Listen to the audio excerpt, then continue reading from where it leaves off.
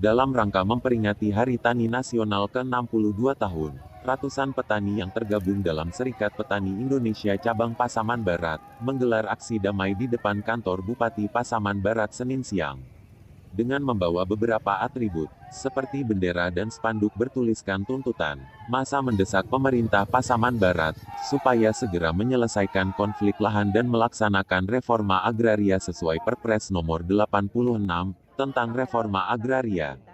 Tangisan peserta aksi juga pecah, saat menyampaikan aspirasi dan keluhan mereka, di hadapan pejabat pemerintah yang hadir mendengarkan aksi tersebut.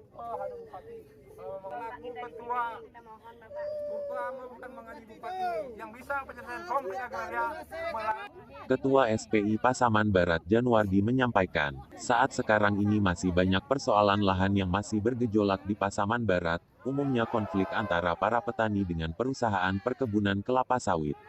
Tuntutan yang disampaikan massa tersebut, terlihat diterima oleh Asisten 2 Pasaman Barat. Banyak perusahaan yang sengketa dengan petani yang anggota SPI basis yang sampai sekarang belum ada tindak lanjut penyelesaian dari Bupati Pasaman Barat. Apa yang kita tuntut di poin-poin hari ini, Ketua? Kita juga desak Bupati Pasaman Barat untuk segera melaksanakan undang-undang pokok agraria dengan berbagai peraturan-peraturan yang dikeluarkan oleh Presiden Republik Indonesia tentang percepatan penyelesaian konflik.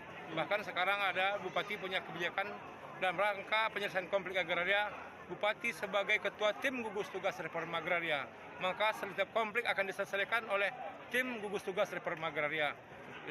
Berdasarkan SK tim gugus tugas reforma agraria, Bupati bisa menyelesaikan semacam merekomendasikan ke Kementerian Agraria mana tanah-tanah yang berada di HGU perkebunan, itu kuncinya rekomendasi dari Bupati agar dikeluarkan dari HGU. Dengan dikawal oleh puluhan personil dari Polri, TNI dan Satpol PP Pasaman Barat, aksi berjalan aman dan damai. Usai menyampaikan aksi, massa langsung membubarkan diri dengan tertib. Tim Liputan, Minangkabau TV.